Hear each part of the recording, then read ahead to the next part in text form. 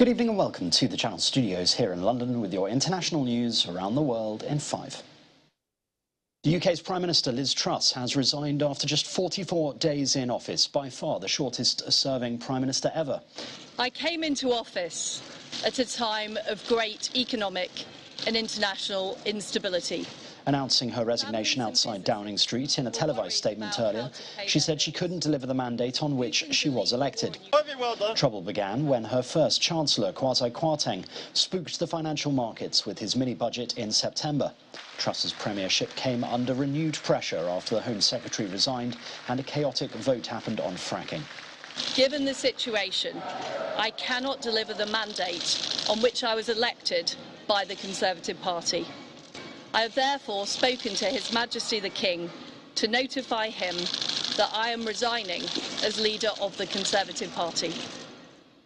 This morning I met the chairman of the 1922 committee, Sir Graham Brady. We've agreed that there will be a leadership election to be completed within the next week. This will ensure that we remain on a path to deliver our fiscal plans and maintain our country's economic stability and national security. There will be a Conservative leadership election to be completed within the next week, so let's have a quick look at who could be the UK's next Prime Minister. Please welcome Rishi Sunak. Britain's former Finance Minister Rishi Sunak was the most popular candidate among Conservative lawmakers, but those who remain loyal to Boris Johnson would likely oppose him. If I can compare it... A former Defence Secretary, Penny Mordaunt, was a passionate supporter of leaving the EU. She won plaudits for her performance in Parliament on Monday when she defended the government, even as it reversed most of its policies. And then there's the former Prime Minister Boris Johnson, but some closest to him say at the moment he is more interested in making money on the speech circuit than returning to frontline politics. However, the Labour leader, Sir Keir Starmer, has demanded a general election. Well, what a mess. And this is not just a soap opera at the top of the Tory party. It's doing huge damage to our economy and to the reputation of our country. And the public are paying with higher prices, with higher mortgages.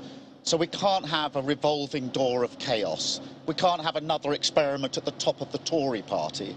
There is an alternative, and that's a stable Labour government. And the public are entitled to have their say, and that's why there should be a general election. Ukraine's national energy company has urged Ukrainian citizens to charge everything because of expected power cuts caused by Russian missile strikes. Energy plants were hit by Russian missiles again, part of a wave of such strikes since the 10th of October. Outages of up to 4 hours at a time will affect the whole country, the grid operator has said. Images posted on social media showed debris and vehicles ablaze on the streets in Chad's capital, N'Djamena. It's after anti-government protesters ransacked and torched the party headquarters of Chad's newly appointed Prime Minister, Saleh Kebzabo. The vast military-run Central African nation has been on edge since the sudden death in April 2021 of President Idris Deby, who ruled with an iron fist for 3 decades. There has been resistance to a transitional military council headed by Deby's son, who took power after the president's death and pushed back elections to October 2024. Traders in the Ghanaian capital Accra have begun several days of strike action in protest against worsening economic conditions. Streets were quiet in the normally bustling heart of Accra's central business district as traders in the Ghanaian capital closed their shops to protest worsening economic conditions. Ghana's currency has fallen sharply in value this year and annual inflation has climbed to 37%. The government is in the process of negotiating a support package with the International Monetary Fund, but some merchants say that help is not coming fast enough. I have to pay tax.